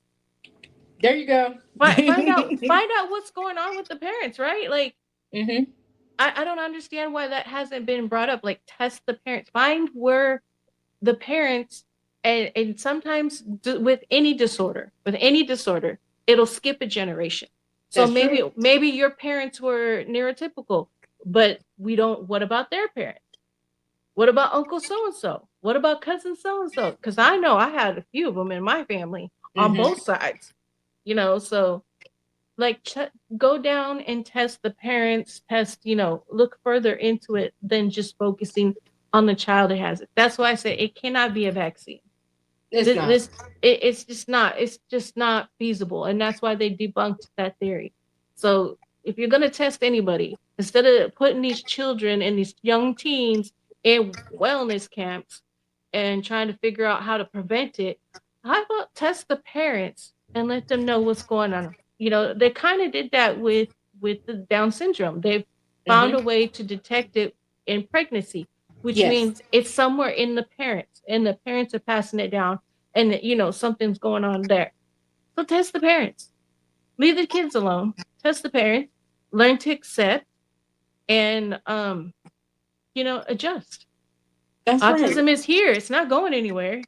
You Mm-mm. can hide us and push us away and put us in facilities and other things, but there's still autistic people out here that just you won't know it anymore because they're going to be too afraid to find out. But they're still here. Exactly. Let them kids be kids. And ladies and gentlemen, if you feel like you're on the spectrum, go get tested. And here go another Yeah. thing to pay attention to as well. If you do go through the process and you do get a diagnosis that you are on the spectrum and you bring it to your family and Oh you're not yeah, that's autistic, another. that's not you. Pay attention to your uncle who collects coins, trains, watches. Overly into Marvel comics. Hmm. My uncle cousin was Airwolf.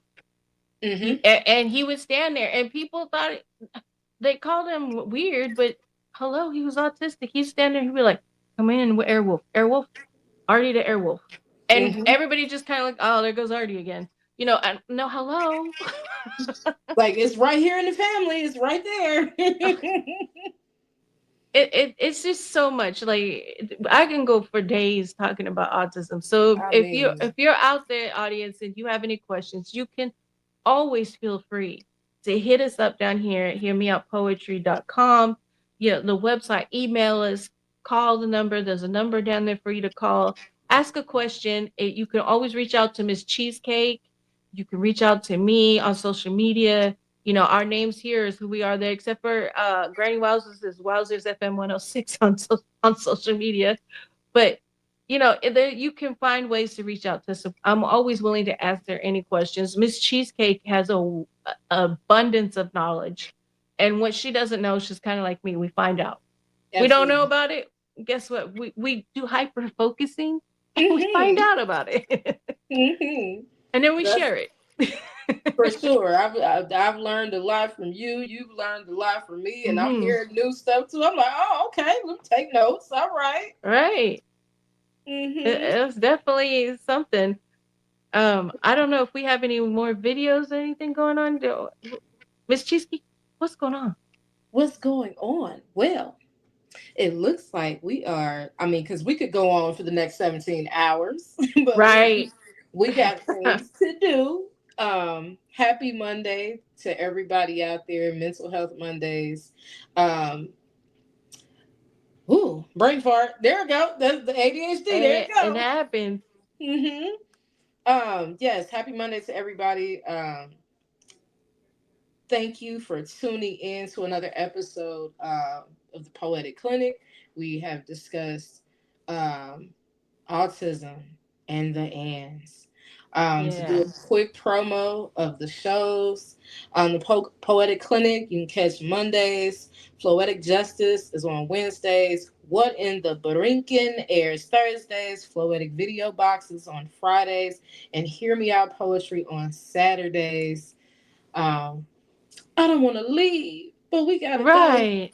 Granny, do Right. you have anything additional to add on to that? Oh, definitely this is Monday, so it's a brand new start to the week. So, I know there's a lot of craziness going on right now in our country alone, and if you're watching outside the country, you know that there's a lot of craziness happening here over here Hmm. where we are. But it's a brand new day of a brand new week. Let's take a moment, breathe, take a breathe in, and just do your best.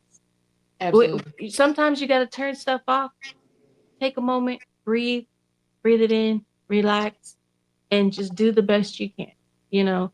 And if anything, if you got so much emotion, write it out. Write us a That's poem. true. Share it with us here on Hear Me Out Poetry. we've got plenty of different shows and categories for you to jump in on. So, write a poem, do a quick video, do an audio, send it over here to, the Hear Me Out Poetry email. And you never know, but find ways to write, express your whatever form of expression you need to get out, whether it's a poem or a song or a story. Just express yourself and get it out. It's definitely a form of healing, and you'll feel heard. Absolutely. Absolutely agree with that. One more Oh, thing to add on to that. Merch coming soon. Y'all oh check it out. yeah, We got merch coming oh yeah, soon. merch. Also, again, encouraging y'all, check that website down there, hearmeoutpoetry.com. We got a phone number, we got an email. Hit us up. You ever want to be a guest on the show, definitely tap in. If you have any questions for any of us, definitely feel free to hit us on all social media platforms, or right here, right below. Um, Shout outs. You got any shout Oh outs? yeah, I always, my number one snaps out will always be to the Birdhouse and DJ Chili Chill, who did a phenomenal show on Saturday night. It was great. So go to Clubhouse and hit the replay for the Birdhouse. Follow the Birdhouse there, and they got Birdhouse Radio, so you can hear all the unsigned artists coming through. Nice. Open up your palette of music. And also, if you're into hip hop or any form of the arts, including poetry and spoken word, you can join Bring the Noise. It's a free app. Go into your iOS store, Apple store, Android store, Play Store, whatever they call it, Google Play, and download Bring the Noise. And just, it's kind of like a TikTok, but for art, Mm-hmm. painting, spoken word, poetry, music, hip hop, and you've got real legends on there waiting to see you. And if you're in Las Vegas, you want to check out the Las Vegas app. It's through New Media Tech LLC, and yeah, there's a lot of things going on. Anything you could think of, just hit me up on social media, because I can definitely point you in some sort of direction. And I know Miss Cheesecake can too. Oh, So, for sure. hear me out poetry. We got our fingers in a lot of little bags. So just Mm-hmm. ask. That's it. Just Reach ask. out and ask. Reach And out. stay tuned. Keep watching, because we got more stuff coming, more shows coming out, a whole bunch of stuff coming. So Oh, for sure. stay tuned, because we're not done yet. We're not done. And we got so much more to come, so much more to offer. Also, just to add as an additional, if y'all have any show ideas, suggestions, that's what that's for. Hit that right there. Any ideas, any suggestions, if you want to be a guest on the show, definitely bring it, because we definitely gonna bring it. Far as shout outs on my end, definitely the Birdhouse, DJ Chili Chill, what's going on? Hello. And shout out to ANN Alliance Network, Oh yeah. Roku. Shout out to Dr. Poetry and the crew, all of us. Yeah. Um, with that being said, I hope y'all have a wonderful night. Enjoy your brand new week. Let's That's go. right.